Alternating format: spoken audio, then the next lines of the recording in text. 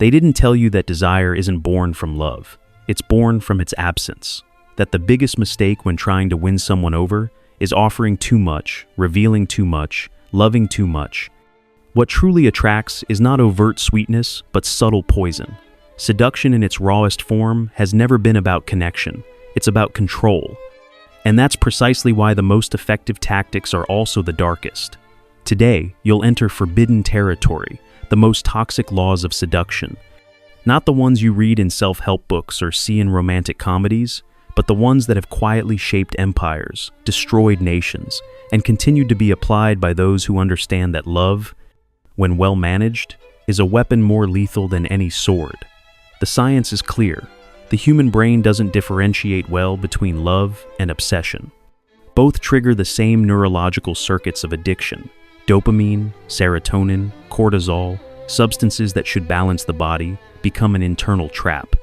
And on this very battlefield between desire and desperation, the true masters of emotional influence emerge.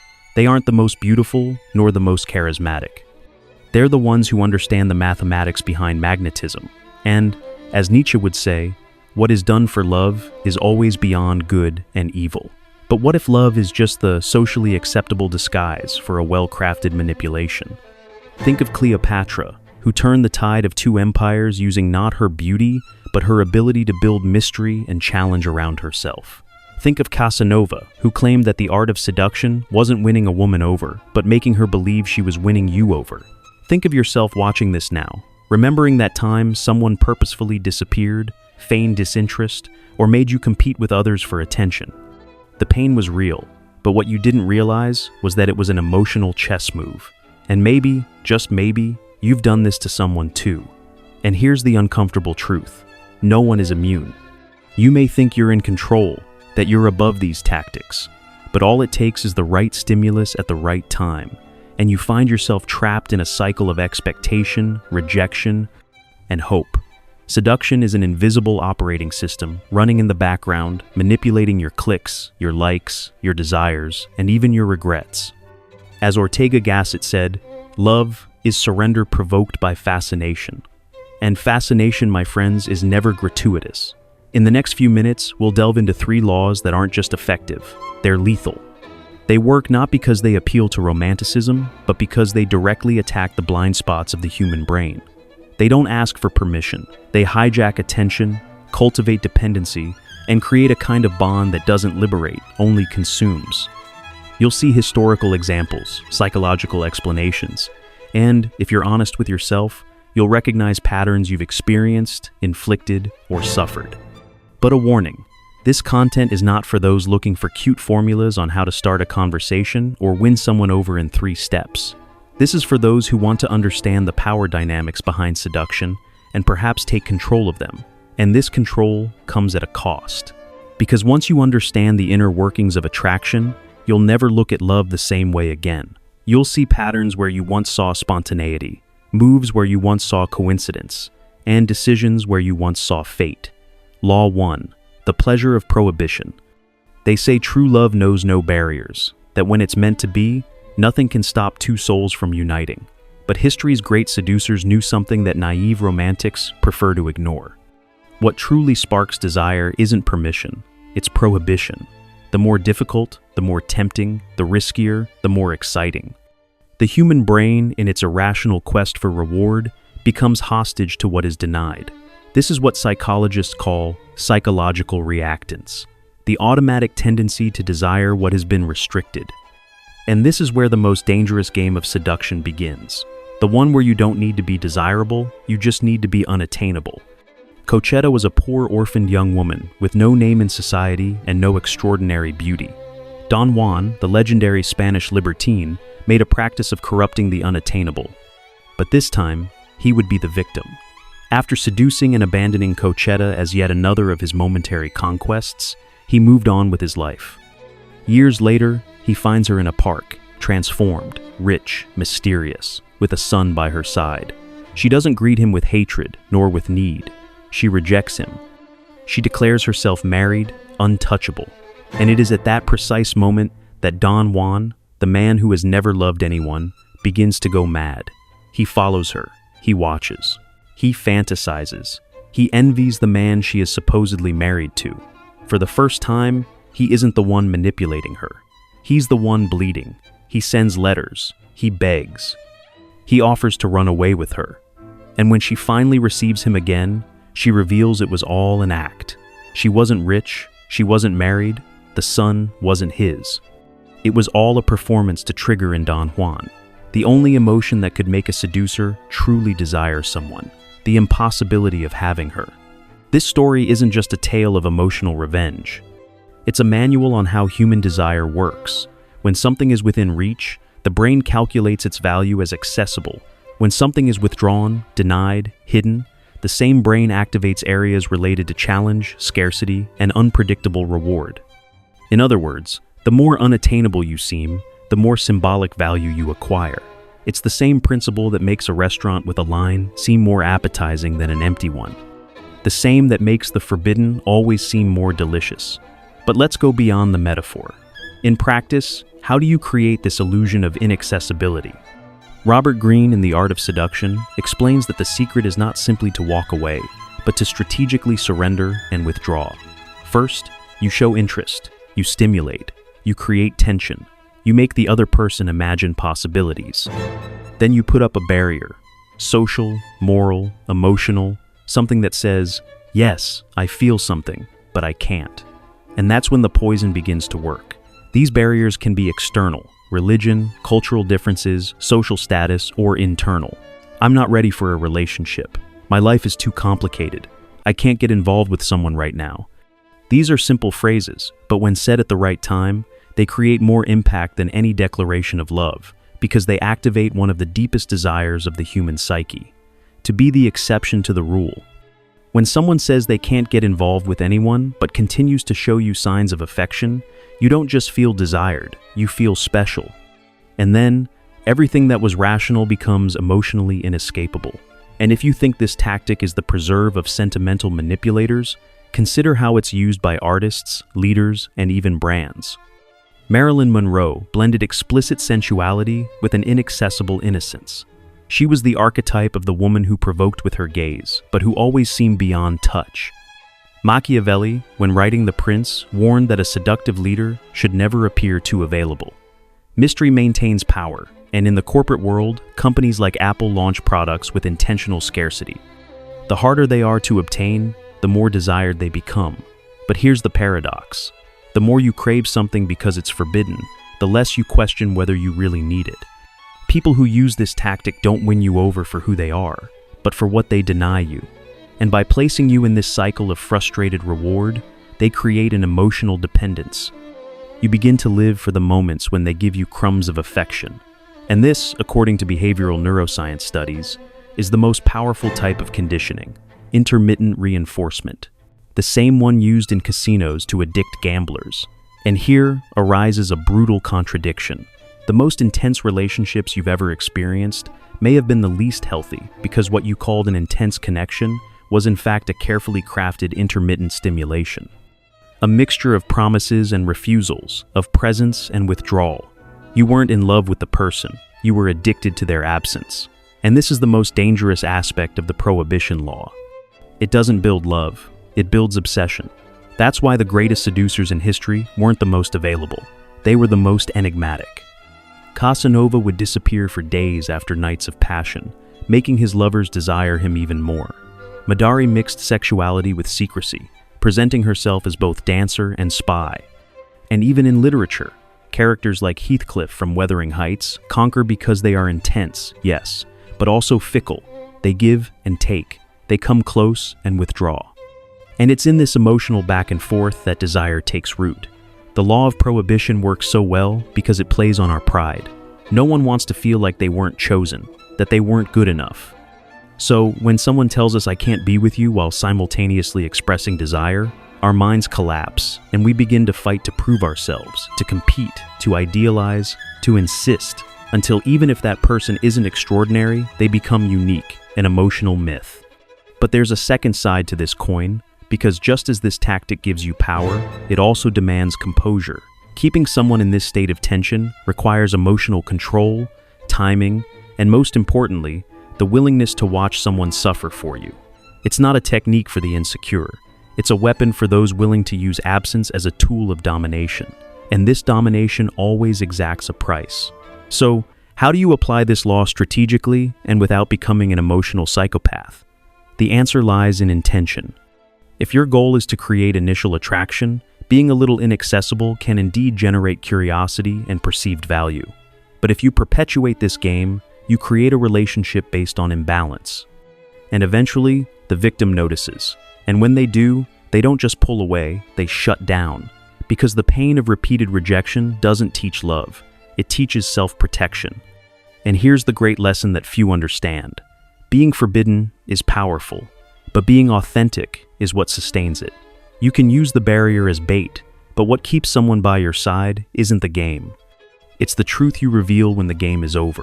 If you only know how to seduce by creating absence, you'll never know how to love by maintaining presence. And living eternally in this dynamic is a prisoner of your own strategy. So use this law like a scalpel, not a sledgehammer. A dose of inaccessibility can create attraction, but an overdose creates trauma.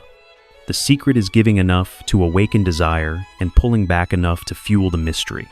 It's a balance few master, but those who dominate shape the world around them or destroy everyone they touch. And if this first law has already reminded you of someone or yourself, get ready because the next one isn't content to create desire from a distance, it goes further. It eliminates everything that protects a person from you. It isolates. It intoxicates. It builds a new world where only you and them exist, where the other person no longer has external mirrors and begins to see themselves only through your eyes. The second law is about total domination, about surgically severing emotional support networks, and about how to turn someone into a hostage without them realizing they're in a prison. Let's dive now into the heart of darkness and show you what it truly means to seduce someone to the point of total surrender. Law 2. Silent isolation. Have you ever wondered why certain relationships seem to consume a person completely, as if they disappear from the world and orbit only around their partner? It's not chance. It's not love. It's strategy. The second stage of toxic seduction isn't winning someone over from a distance. It's eliminating everything around them, leaving only you. If the first law plants the seed of obsession, the second reaps emotional dependence. This is called silent isolation, and its effectiveness is so brutal that it has been used to destroy entire empires. Imagine someone taking away your friends, your routine, your habits, your references, your hobbies, your family, your escape valves. What's left? Vulnerability. Human beings by nature are collective. We define ourselves through external relationships, social mirrors. So, when all that is cut off, we begin to seek direction, wherein the only remaining reference point, the person who isolated us. This isn't emotional conspiracy theory. It's neuroscience, sociology, and above all, history. In ancient China, during the spring and autumn period, a king named Gujian was captured by Fuai, ruler of an enemy kingdom. Instead of executing him, Fuai did something far more perverse. He humiliated him. He turned the king into a servant, forcing him to work in the stables, tending horses like a commoner. After years of submission, Gujian was released, but he did not forget. Back in his kingdom, he meticulously planned his revenge, and his plan involved a seductive weapon called Shi. She was trained for 3 years to be not only beautiful, but lethal. She learned to sing, dance, debate, and charm. Every gesture, every smile, every tear was shaped to pierce Fui's heart like an arrow of desire. And when she was sent as a diplomatic gift, she executed her mission perfectly. Fuai was enchanted, fell in love, and, most importantly, lost. He began to neglect his advisors, ignore his commitments, and withdraw from politics. She didn't just steal his attention, she dismantled his ties to the world. The result? By the time Fui realized he had lost everything, it was too late. Gujian's army was surrounding the capital, and without allies, without advisors, without preparation, the king chose death. Seduction had won by the slowest and most precise route: emotional isolation. This is not an isolated case. Cult leaders do the same. Criminals of passion do the same. Narcissists and emotional manipulators do the same. First, they become everything to you. Then, they make you forget that there was a you before them. It's what psychology calls effective colonization. The victim begins to live under the gaze of the other. They only feel good when they receive approval, affection, or presence from this single source. All others are discarded, often under the guise of love. How many times have you heard phrases like, "I don't like your friends," "Your family doesn't understand us"? These people are turning you against me. You only need me. At first, it feels like affection. It feels like protection. It feels like care. But it subtly transforms into control. And when you wake up, you're trapped in a bubble where everything revolves around a single figure, and any attempt to escape feels like a betrayal. This isn't a coincidence. This is emotional engineering. Robert Greene says that what makes people strong is the nest they're in. Their friendships, habits, and routines create a sense of security. When you strip that away, you see a naked, fragile human being seeking support. And whoever offers this support, even if they were the one who caused the breakdown, becomes indispensable. The cruel irony is that the victim begins to be grateful for the support offered by the emotional captor himself. In modern relationships, this manifests itself even more dangerously because it's invisible. There are no castles, wars, or royal courts. There are silent apartments, fights over text messages, social exclusion disguised as, "let's just focus on ourselves." And what seemed like intense passion becomes an emotional prison from which the victim can no longer escape because they don't even realize they've entered. And here's the scariest part. Often, the seducer doesn't even realize they're isolating. They're simply jealous. They want control. They need to ensure the other person has no distractions. And with that, they begin to sabotage friendships, undermine support networks, start fights with family, and criticize old hobbies. It's a slow, progressive trap, but profoundly effective. And the most contradictory part, the victim accepts it. Because initially, this isolation comes wrapped in promises of exclusivity, absolute passion, a connection no one would understand. And those who are needy, insecure, or emotionally open to intense love fall. And once inside, everything begins to revolve around the manipulator. Mood, self-esteem, plans, decisions, time, identity. Philosopher Byung-Chul Han says, "We live in an era of psychopolitics, where control is no longer exercised by force, but by seducing others, where people voluntarily imprison themselves, believing they are making free choices." Silent isolation is a perfect example of this idea. The person believes they are choosing to love intensely, but in reality, they are being shaped, disrupted, and reprogrammed. But isolation isn't always imposed. Sometimes the seduced person creates it themselves. Driven by insecurity, fear of loss, and a desire to please, they begin to distance themselves from the people they love. They begin to prioritize too much, give in too much, and adapt too much. And before they know it, they're emotionally anchored to someone who doesn't know how to handle this power, or worse, who knows exactly how to use it. The result? A kind of love that appears intense on the outside, but on the inside, corrodes. And the more time passes, the harder it is to leave, because the victim not only loses their bonds, they lose their sense of worthiness. Self-esteem deteriorates. And the idea that no one will ever understand me like they do becomes a self-fulfilling prophecy, a closed cycle of emotional dependence. And what to do about this? First, recognize the signs. If you're in a relationship where everything revolves around the other person, where your friends have disappeared, your hobbies have evaporated, your identity seems diluted, there's something wrong. Love isn't exclusion. Love is expansion. Any bond that distances you from who you were before needs to be examined with a magnifying glass, not with the heart. Second, restore external mirrors. Rekindle friendships, resume activities, seek therapy, read. Listen to other points of view. The more external references you have, the less vulnerable you will be to manipulation. You need multiple mirrors to see yourself whole. One isn't enough. And if that mirror is distorted, all you'll see is inadequacy, guilt, and a need to please.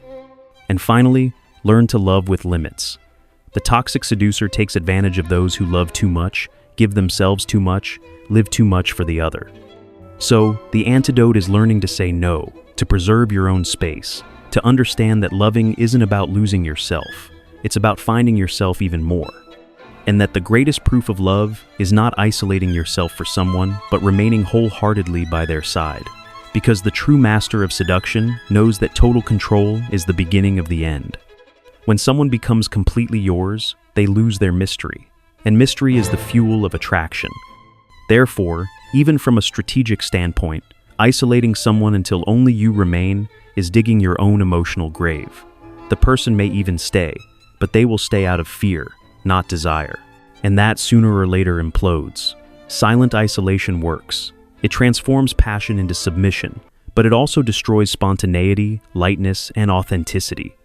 And in the end, the seducer who isolates ends up surrounded by ruins, a dependent person, an unstable relationship, and a desire that has become a burden. Seduction that imprisons can conquer. But that which liberates builds loyalty. And speaking of desire, there is a third law that few recognize but everyone has felt. It doesn't come from absence, nor from control.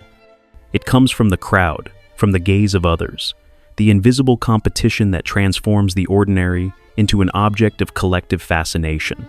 It's the law of other people's desire. And if you think your taste is authentic, get ready, because the next truth will make you doubt even the people you think you love. Law 3. The desire of others. Have you ever desired someone who, if you stop to analyze it coldly, wasn't even that interesting? Have you ever found yourself emotionally attached to someone who, if they weren't surrounded by admirers or validated by other important figures, might not even catch your attention? Well, know this. This is no coincidence. It's social psychology in its rawest form. Human beings, no matter how rational they believe themselves to be, have their desires profoundly shaped by something almost invisible, the gaze of others. This is the third toxic law of seduction. And perhaps the most insidious of all, because it doesn't rely on explicit manipulation techniques. It infiltrates our unconscious. It makes what has already been previously validated irresistible. And it transforms anyone, no matter how mediocre, into an object of fascination as long as they are surrounded by attention. This is the phenomenon of mimetic desire theorized by philosopher René Girard. According to him, we don't desire things or people autonomously. We desire what we perceive others to desire. Desire is not spontaneous, it is imitative.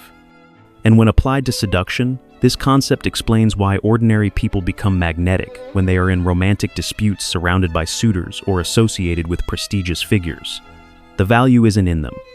It's in the context that surrounds them. This is exactly what happened with Lou Andrea Salome, the woman who drove Nietzsche, Paul Ray, and Freud crazy. She was intelligent, charming, yes. But what made her absolutely fascinating was the fact that all the brilliant men of her time desired her.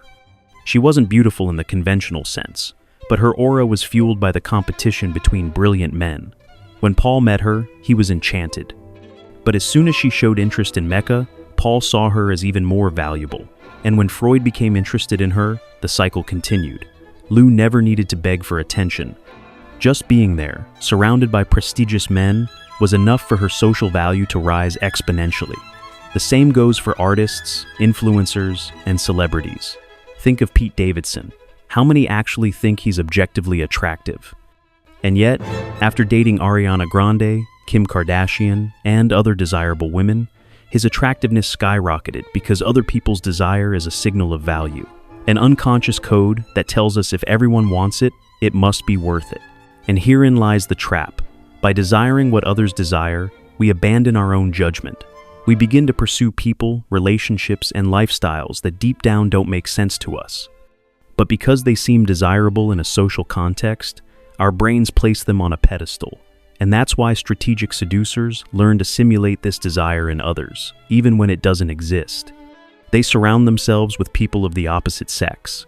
They maintain a network of admirers, ex-boyfriends, hookups, public compliments, likes, and comments. They create what Robert Greene calls an artificial love triangle. There doesn't need to be real competition, just the perception that there is. And that in itself generates attraction. Because human beings are competitive, they want to win. They want to be chosen, and desire transforms as if by magic into obsession. This principle is also used by companies, politicians, and public figures. Products launched with limited stock, false waiting lists, politicians who appear to be sought after by various groups. All of this triggers the same thing. If it's in high demand, it must be valuable. And if it's valuable, I must have it. But this mechanism has an even darker side because it also fuels insecurity. Seeing someone always surrounded by options, you begin to doubt your own worth. You start to compete, compare, and question yourself. And paradoxically, the more insecure you feel, the more you desire that person. Because now being with them means proving something. Not only that you deserve them, but that you are also desirable, that you won. And this is where this third law connects with the previous ones. Prohibition activates desire. Isolation destroys autonomy. And the desire of others creates competition. The three together create the perfect seducer or the ultimate manipulator. But the most disturbing thing is realizing that this dynamic doesn't depend on malicious intent. Often, the seduced themselves contribute to the game. They allow themselves to be drawn into the competition. They sabotage themselves. They forget, because deep down, we all want to be chosen, validated, admired. And for that, we're willing to fight.